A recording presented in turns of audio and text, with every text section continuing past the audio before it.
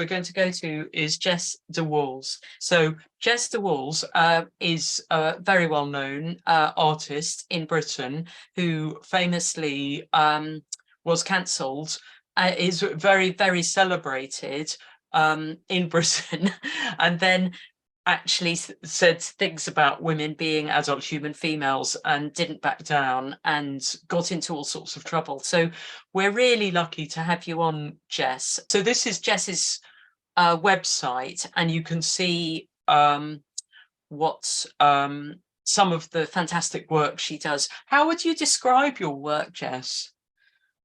Well, I mean, I'm an embroidery artist, and well, it's always my subject matter has always been around feminism, female-centric things that I sort of was exploring. And then suddenly gender identity ideology and subsequently fetishism, because I think that's very closely linked and lots of people don't talk about it enough. Yeah, so it's embroidery first and foremost. And what happened for the women who don't know? The massive thing happened not last year, the year before now. God, time flies. But the initial upset happened when in 2019 I wrote a blog after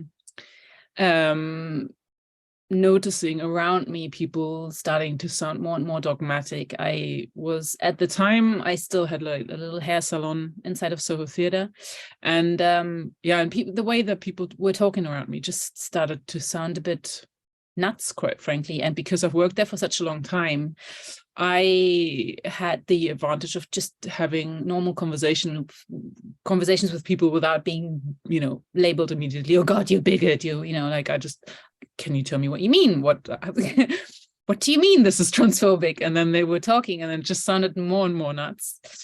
And yeah, and so the more I had those conversations, the more I thought, this is unreal. This is crackers. And I've been like sort of card-carrying member of Lib Fems probably beforehand, and was so immersed in that whole world and sort of London's fetish scene and stuff like that as well, that I just didn't see it, you know? Like, I was just like, oh, live and let live. What's it, you know, what's the big deal? Until I mean, you know, when you're in the center of it and you still start to notice that people start sounding nuts, they have to sound really quite nuts.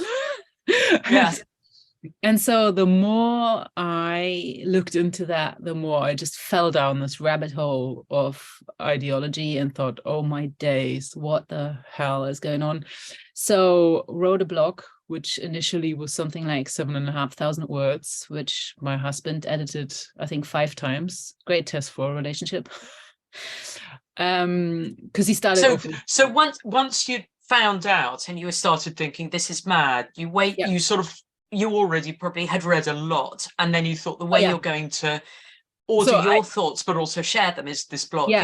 Yeah, because so I stitched a piece, like an embroidery piece called Somewhere Over the Rainbow, something went terribly wrong.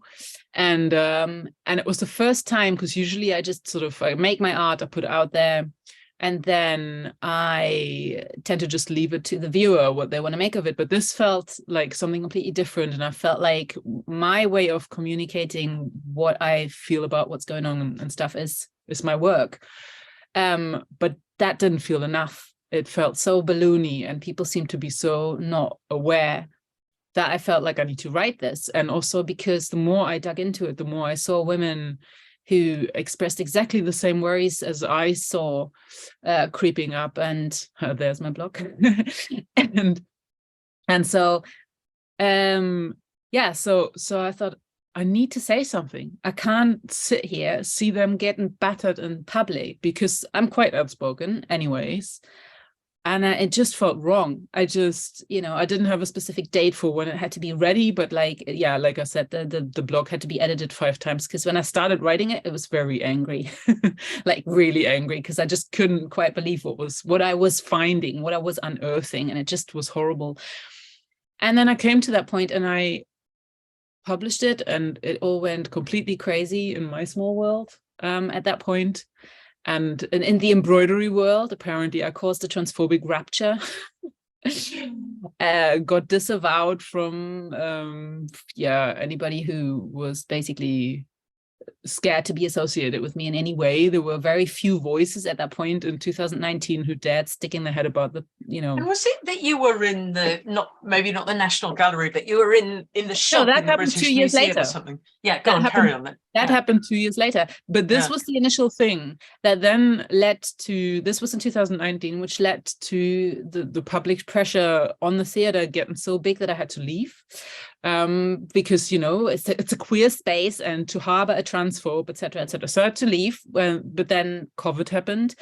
And so I was already working from home, and then turns out there's lots of sort of secret TERFs who started to commission me, and so I sort of still had work, but I could no longer do anything publicly together with anyone. I couldn't do any collaborations because as much as my detractors tried to shut me up and didn't, succeed, they then went to whoever I worked with and went, how do you associate with this transphobe? Da, da, da, da. So then I basically kept my mouth shut about most things that I was doing publicly, including the fact that the Royal Academy stocked my embroidery patches. And because I had this, I accumulated this little hate fan club who just had an eye on everything I did. So I became much quieter on social media, had my Patreon started, so I would share more there. Then on Instagram, which is where initially a lot of my art kind of got sort of prominent. And then one fateful night out 2 years after I had written that blog with too much alcohol, and then the next day didn't think too closely what I was sharing on Patreon, and sort of had as an aside mention that I just dropped off my patches at the Royal Academy. And then, because I blocked most of the idiots who've been trying to get to me, for the 2 years prior, I wasn't aware for a good day that there was this avalanche of idiots sort of piling up, trying to get me cancelled again. I mean, it was just a continuous cancellation, but this, they tried to get me out of the Royal Academy. But not just that, actually, they went on my website, and at the time I still had a page which had all my stockists for all my merchandise. So they tagged every stockist on Instagram. One very loud woman who's got 18,000 followers or whatever on Twitter, on Instagram, who basically got her followers. I still have screenshots of that because I actually went to the police with it, because I just was so disheartened on the day when it happened. And I was like, this isn't real. She's in London. Why can't you do something about it? This is insane. She's inciting these people to get me out of work, to smear me publicly, and there's nothing I can do. And basically that's... And it's so interesting what really is going on. Have you thought about or got an idea of what is motivating her to bother? Because you could see why does she actually want to get you out of a job? I think it's multifold.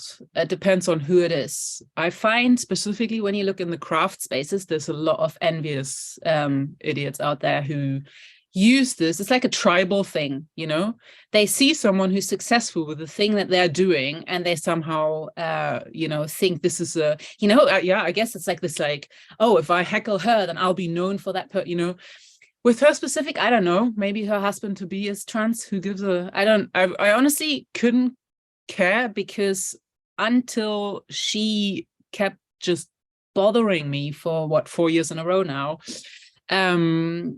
I didn't have a clue who she was, and quite frankly, I don't care. But she went on a day-long rant in her stories, which I screenshotted when people sent them to me, because I had her blocked for ages too, where she's with a coffee cup looking like a complete lunatic, going, yes, she's unfortunately very talented, but blah, blah, blah, blah, blah, blah, blah, blah, and goes on. And I'm like, you see it foaming around the mouth, and it's just so pathetic. And anyway, at that point, I still didn't know what happened, because for me, in my world, it was all nice and quiet. I was sitting in the garden working on a commission. And then a day later, it had gone so massive, because She shared the blog. The Royal Academy got in touch, said, oh, we've been advised by like 8 members of the public have contacted us and said such and such and such and such. And it's like, listen, here's my blog, have a read. You should have actually known this beforehand because it's been online for 2 years. You approached me, so I would have assumed you would have done your due diligence. Clearly they haven't. Anyway, you know, so, and the first email was still quite friendly from them. And I said to them, it's like, look, I would really appreciate if we wouldn't drag this in the public. This has been going on for 2 years. Can we just not? And then like half a day later, they basically dumped me publicly to their 500,000 followers on Instagram. And there were lots of people who then contacted me saying, are you all right? Is there something we can do? Should we contact the Royal Academy in your defense? I'm like, no, because that's more public mudslinging. Let's not. Let's see what they come back with. And well, they didn't really. They sort of refused. And so I just took a screenshot of what they posted and posted it on Twitter saying, this is where we're at. And then I put my phone aside. And for me, because for me, I was so used to this whole canceling nonsense that I just put it down as another one of those, you know, well, okay, well, then they won't stop me anymore. Great, you know, move on. Because I'm never going to apologize for what I wrote. And so, but this wasn't that because it was the Royal Academy. But I did, you know, for me, it was so normal that I didn't clock that this was such a massive thing. And then I woke up to basically the entire UK press in my inbox going, do you want to talk about this? This is like, what's going on? Da, da, da. And because I had been in touch previously, completely unrelated, with Janice Turner from the Times. And she called me in the morning. And with press is always it's a bit of a two-edged sword. You know, you don't know until you've spoken to a few people. Are they on your side? Are they going to twist your words? What's going to happen? And then, but with her, I trusted her and she was really keen to talk. So I was like, well, I'll talk to you for sure. And then it was quite hilarious. I mean, the next week was just like a blur because I was on front pages everywhere in the UK. I had people calling me day and night. I went from one interview to the next because it very quickly became clear that almost all, except The Guardian, journalists were pretty much completely rooting for me because, well, I'm sort of the I don't give a fuck person and say it as it is. They thought it was hilarious and they were just like handing me the microphone. And I thought quite quickly, after the initial, oh my God, what the hell is happening? I thought, okay, well, you know, they want to give me the platform. I'm going to shout, you know. And this was also 2 weeks after Maya Forstadter's win, which was not insignificant for how this whole story turned, I'm sure. Because every time I had an interview, people would go, so are you going to sue them? I'm like, well, I don't know. I wasn't gonna, because like I wasn't a contractor. Like, I was a contractor. I wasn't an employee. This would have, you know, it would have dragged. I kept saying in every interview, I want an apology. I want an apology. This is not right. They owe me an apology, you know. And then, yeah, they went in complete lockdown. So their press office shut down, which was hilarious because I had Janice Turner sitting in front of me calling them. Then they are calling me going, oh, there's journalists calling us. I'm like, really now? As if it's your fault. Yeah. But this was the thing. I'm like, what do you want me to do? Because they kept going. They didn't apologize. They were like, they just, oh, so this is going really public. I'm like, yeah, I know. I noticed, you know, but you dumped me into this. So like, what do you want me to help you get out of this? Yeah. So they completely just shut down. So it just went completely balloony. It went up to the culture secretary and everything. Like it was just bonkers. And subsequently at the same time, I sold out everything in my shop because people were so outraged about it that they went on a shopping spree, which brilliant, because then every time I went on an interview or anything that was live, I would hit that home, and lo and behold, all the people who were so loud-mouthed in advance, they became quieter and quieter because they realized that every time they speak up against me, I make more money. And that's the last thing they wanted, which was hilarious. So I came out of this really well. And it basically like a week after it all started, I got an email from the chief from the Royal Academy, from his office, saying he would like to speak to me and to apologize in person, blah, blah, blah, blah. So he did. Yeah, I mean, he apologized. There were lots of people immediately then jumping on, because I think when there's something so polarizing, people want to see blood, you know, and immediately people went like, oh, but that wasn't sincere. And I'm like, I really don't care. I really, honestly, Yeah. I spoke to the guy. I thought it was sincere at the time. What it was driven by the fear of the public or whatever, I don't really care. The fact that the chief of the Royal Academy actually called me to apologize, to me is a win. And you're gonna have to accept when there's something that's going right, you know, and not go on and on and on. And it's like, no, but he could have and he should have, and you know, it's like, no. They apologized, they reinstated me, and one of the Royal Academicians, one of them, contacted me while all of this was happening, saying that he was completely dismayed. This is horrific. He only just found out about it. Absolute solidarity. And if there's anything I can do, and blah, blah, blah. And then he last year invited me hilariously, because he was on the committee for the summer exhibition. And they basically said, so basically, if you are one of the judges, you have the prerogative to invite a couple of artists that bypass the selection process. And because he's hilarious and he's fearless, also Scottish guy, he asked me before he even proposed me, because usually they have to put it forward and then people discuss and whatnot. But because of everything that happened, this all went a little bit different. So he basically asked me, he was like, would you do it? I'd completely understand if you don't want anything to do with us anymore, but I feel like they've wronged you and I want to do something for you. Do you want to exhibit there? And I was like, how big can I go? You know? And yeah, I mean, he didn't have an easy ride selling that, in the sense that, you know, they immediately went like, bad idea, terrible idea, you know. And he's like, well, I already asked her, so so, and knowing what already happened the year before, they weren't going to backtrack. But no, it was great. So I had a massive embroidery hanging in the summer exhibition last year. But that's yeah, fantastic. It's so good, because I think quite a few women in this struggle who, when things like this happen, just go, right, fantastic, bring it on. Like Christina Ellingsen, who's the WDI Norway country contact, she was being sort of threatened with 3 months in prison for saying something like lesbians don't have penises. And I was thinking, oh, she's going to be so upset. She wasn't. She's going, this is brilliant. It's fantastic. Norwegian prisons are really nice. And how amazing would it be if they sort of show how stupid they are? But it's such a great attitude, and you look really happy. You look like you've just had a great year. Well, I did. I mean, yeah. So I did, and for me, it's been extremely positive in the long run. And I think for me, it was because it was so noisy that my detractors have pretty much completely shut up, out of fear that it could give me any more publicity, because I think what they've learned is that I'm going to go with it. Like, I don't care if it's good or bad, I'm going to run with it, you know? Yeah. But so, yeah, and then I had a baby, you know, so yeah, that was my last year, sort of. And you're a mother, and you can say it. Yeah. That's, yeah. So you'd say you've got more customers now, you sell more stuff now. It's sort of. Well, so I have been continuously working on private commissions but even since I wrote the blog.